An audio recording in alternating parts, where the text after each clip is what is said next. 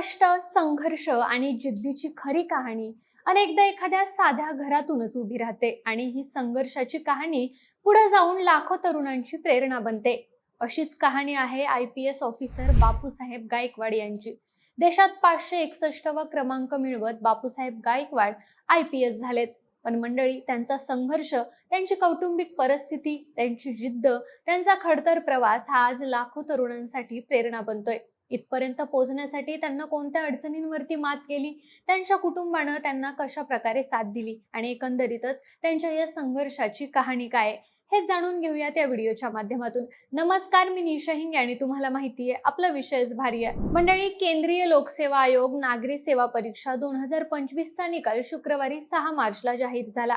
या निकालात अनुज अग्निहोत्री यानं देशात पहिला क्रमांक मिळवत अव्वल स्थान पटकावलं.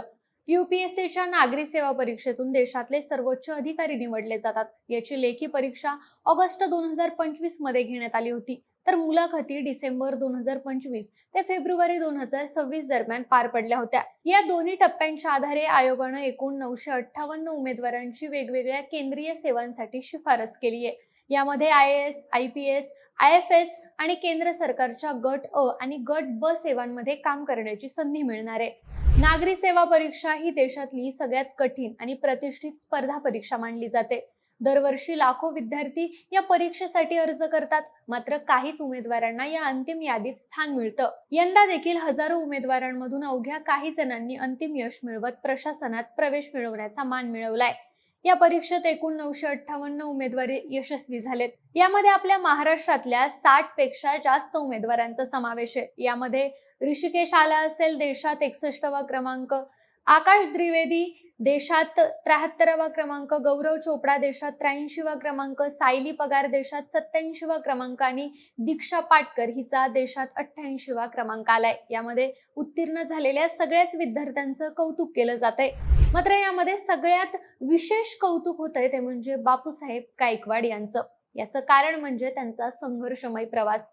अहिल्यानगर इथल्या छोट्या गावात जिल्हा परिषदेच्या शाळेत शिकलेल्या बापूसाहेब गायकवाड यांना देशात 561वा क्रमांक मिळवत IPS पदापर्यंत मजल मारली आहे. त्यांच्या यशामुळं गरिबीशी 2 हात करत आई वडिलांच्या घामाच्या थेंबातून उभं राहिलेलं एक स्वप्न साकार झालंय. एका गरीब कुटुंबाच्या आयुष्यात अभिमानाचा सुवर्ण क्षण आलाय. एकीकडे आई दुसऱ्याच्या घरात धुनी भांडी करत होती, तर वडील बांधकाम साईटवर वॉचमन म्हणून काम करत होते. स्वतःच्या पोटाला चिमटा काढत त्यांनी मुलाला शिक्षण दिलं आणि या मुलानं आई वडिलांच्या कष्टाचं चीज केलं. सुरुवातीला बापूसाहेब गायकवाड घराला हातभार लावण्यासाठी डबे पोहोचवण्याचं काम करत होते, पण डोळ्यात मात्र देश सेवेचं मोठं स्वप्न होतं. डिप्लोमा करून त्यांना L&T सारख्या मोठ्या कंपनीत नोकरी मिळाली, मात्र मनात ध्यास एकच होता, तो म्हणजे UPSC परीक्षा पास होण्याचा. त्यासाठी त्यांना नोकरीही सोडली आणि यशवंतराव चव्हाण महाराष्ट्र मुक्त विद्यापीठातून पदवी घेत UPSCच्या अभ्यासाला सुरुवात केली.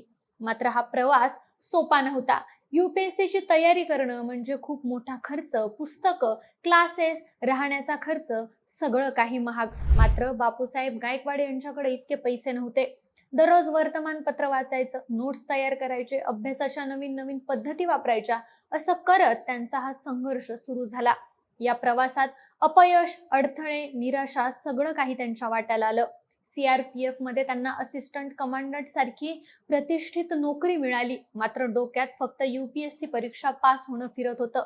त्यामुळे त्यांनी असिस्टंट कमांड सारखी प्रतिष्ठेची नोकरी नाकारली. अथक प्रयत्नांनंतर त्यांच्या संघर्षाला यश आलं. मेहनत, जिद्द आणि चिकाटीच्या जोरावर बापूसाहेब गायकवाड UPSC परीक्षेत देशात 561वा क्रमांक मिळवत IPS अधिकारी झाले. वडिलांनी वॉचमॅनचं काम करून आणि आईनं इतरांच्या घरात धुनी भांडी करून मुलाला घडवलं. त्याच मुलानं आई वडिलांचं स्वप्न पूर्ण करत अभिमानानं उंच शिखर गाठलं. मावळातल्या देहू रोडच्या आर्मी केंद्रीय विद्यालयामध्ये अनिरुद्ध गायकवाड यांच्या निवासस्थानी बापूसाहेब गायकवाड यांचा फेटा बांधून आणि हार घालून सत्कार करण्यात आला. यावेळी उपस्थित नातेवाईक आणि कुटुंबियांच्या डोळ्यात आनंदाश्रू होते.